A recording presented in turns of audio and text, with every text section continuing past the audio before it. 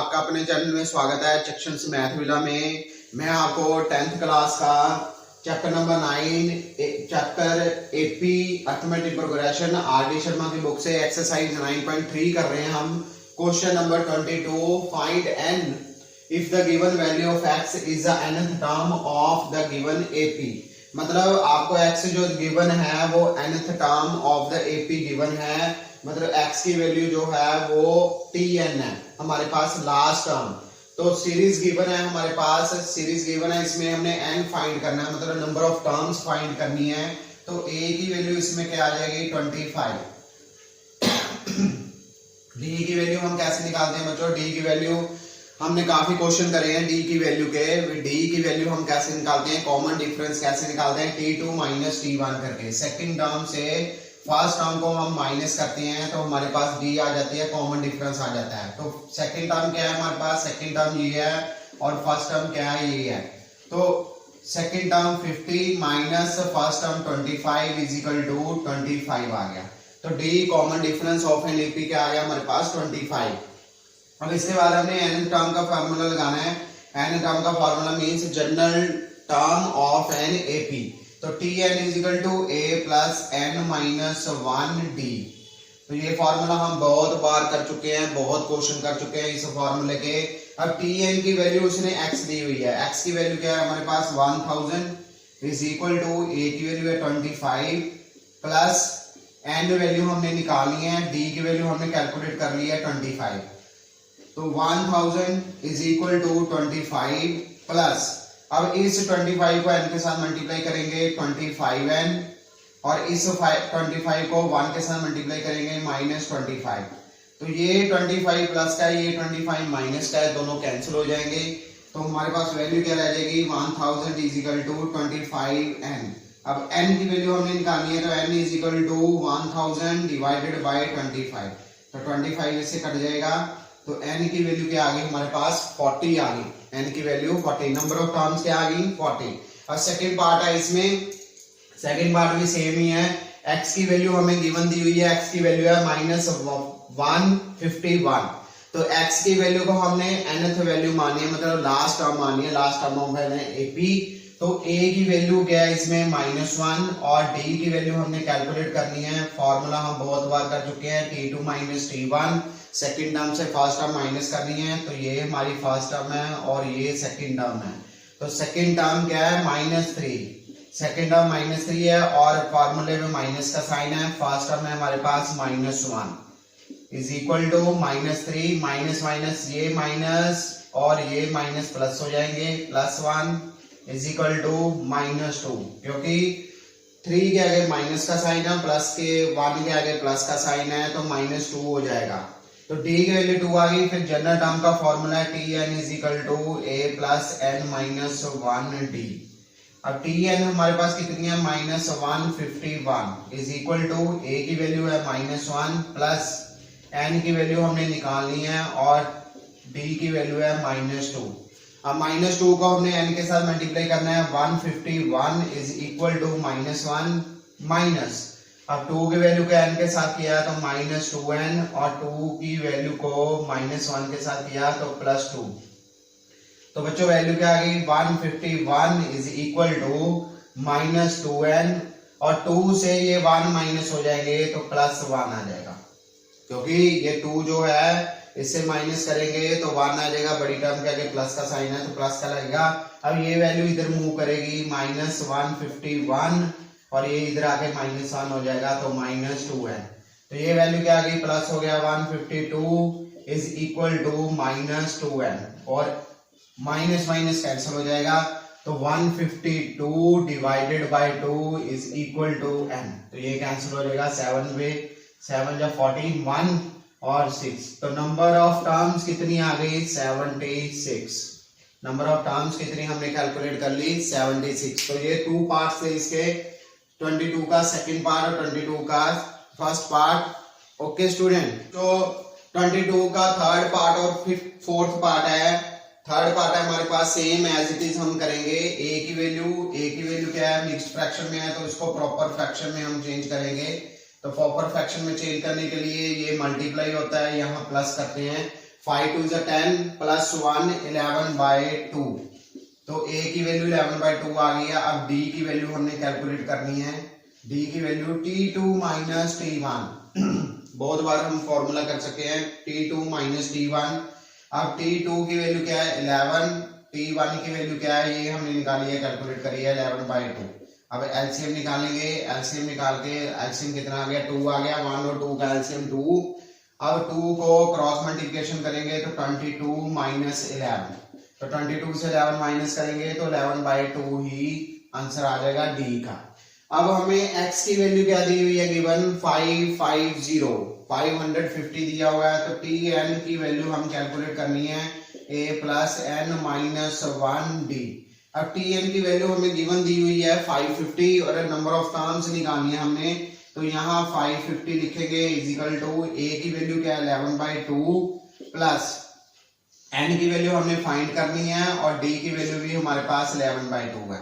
अब 550 is equal to 11/2 plus, अब 11/2 को n के साथ मल्टीप्लाई करेंगे तो 11/2 n आ जाएगा, माइनस 11/2 को 1 के साथ करेंगे तो 11/2 आ जाएगा। एक 11/2 प्लस का है, एक 11/2 माइनस का है, दोनों कैंसिल हो जाएंगे। वैल्यू क्या रह जाएगी हमारे पास 550 इज इक्वल टू 11/2 n। अब क्रॉस मल्टीप्लिकेशन करेंगे 2 इससे मल्टीप्लाई हो जाएगा तो वैल्यू आ जाएगी हमारे पास 550 multiply 2 is equal to 11n। तो जब मल्टीप्लाई करेंगे तो 2 0 0, 5 2 10, 1 आ जाएगा, 5 2 10 प्लस 1 11, हमारे पास 1100 इज इक्वल टू 11n आ गया। अब इसके बाद बच्चों क्या करना है 11 को डिवाइड कर देंगे 1100 के साथ तो n की वैल्यू आ जाएगी, ये कैंसिल किया तो n कितना आ गया हमारे पास, n is equal to 100। n की वैल्यू क्या आ गई 100 आ गई।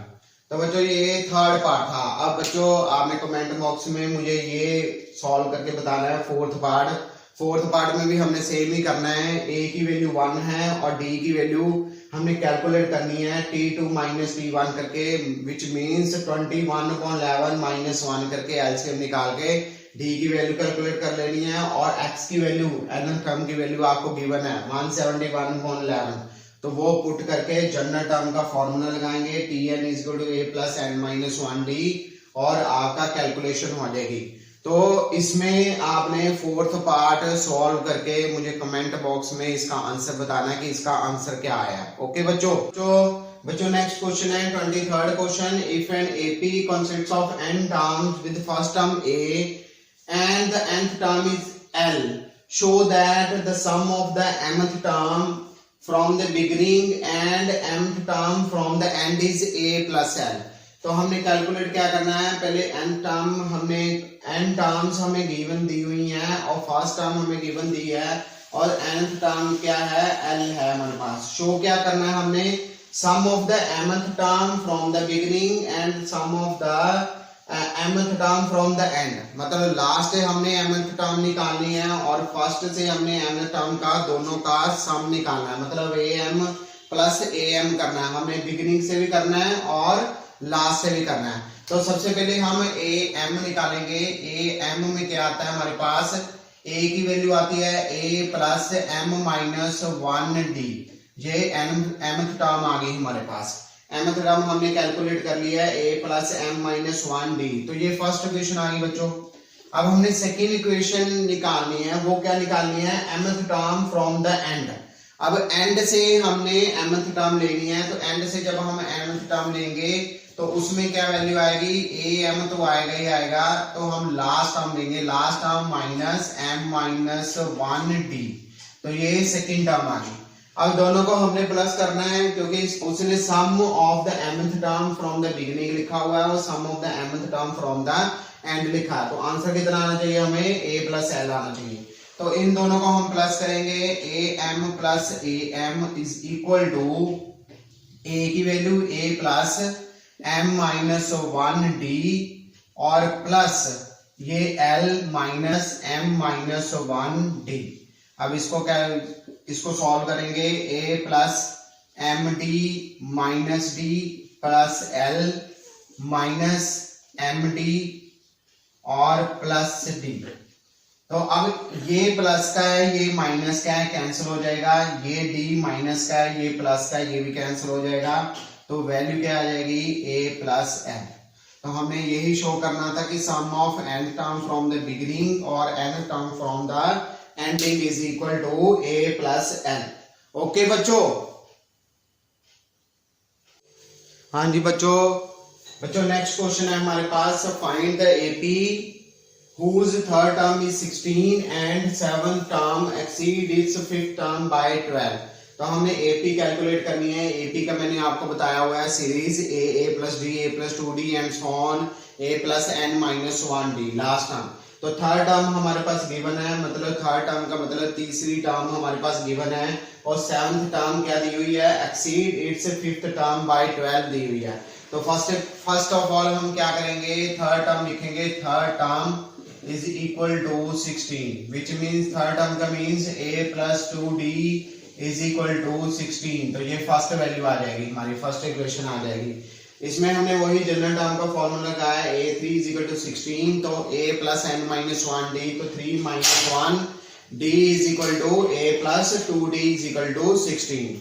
अब सेवंथ टर्म उसने दी हुई है, सेवंथ टर्म क्या है, सेवंथ टर्म उसने लिखी हुई है फिफ्थ टर्म का प्लस 12, ठीक है। एक्सीड दिया हुआ है किसका, 12 का, और फिफ्थ टर्म में एक्सीड दिया हुआ है 12 का।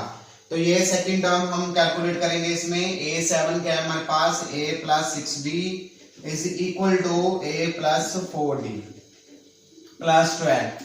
अब इसको सॉल्व करेंगे। अब ये सारी टर्म इधर आएगी, तो a plus 6d minus a minus 4d is equal to 12 इधर ही रहने देते हैं हम। तो a माइनस का a प्लस का कैंसिल हो जाएंगे।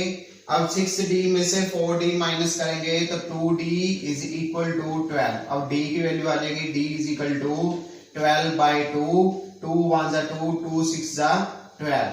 तो d की वैल्यू क्या आ जाएगी, 6 आ जाएगी। अब हमें कैलकुलेट क्या करना है, AP कैलकुलेट करनी है। AP के लिए हमें a चाहिए और d चाहिए। तो इसके बाद ये d की वैल्यू हम इस इक्वेशन में फिल करेंगे। तो a plus 2 multiply D, D की वैल्यू कितनी है, 6 इज इक्वल टू 16। तो a इज इक्वल टू, ये वैल्यू इधर जाएगी 16 माइनस 12, तो a की वैल्यू क्या आ जाएगी हमारे पास 4। तो फर्स्ट टर्म हमारे पास क्या आ गई है, 4 आ गई है, ये फर्स्ट टर्म है हमारे पास। अब हमें सीरीज कैलकुलेट करनी है। सीरीज के लिए a plus d, a plus 2d and so on a plus n minus 1d। अगर लास्ट टर्म में हमने कैलकुलेट करनी है तो हम कर सकते हैं। अब a की वैल्यू कितनी है, 4। अब a प्लस d कितनी है, a 4 है, d 6 है, तो 10 आ जाएगा यहाँ।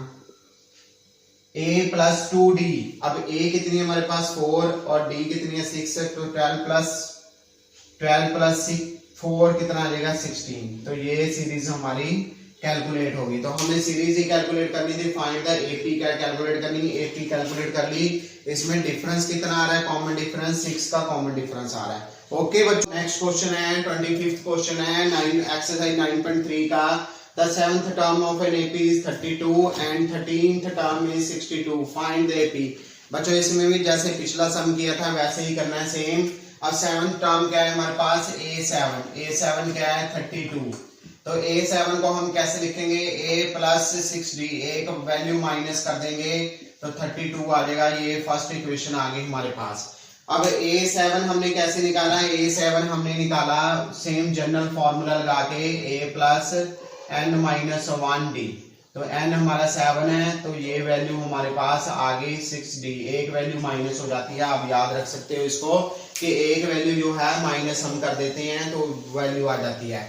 अब 13th टर्म क्या है 62। अब 13th टर्म को हम कैसे लिखेंगे, a प्लस 13 में से एक माइनस कर देंगे तो 12d 62 के इक्वल आ जाएगा। ये सेकंड टर्म आ गई हमारे पास, सेकंड इक्वेशन आ गई।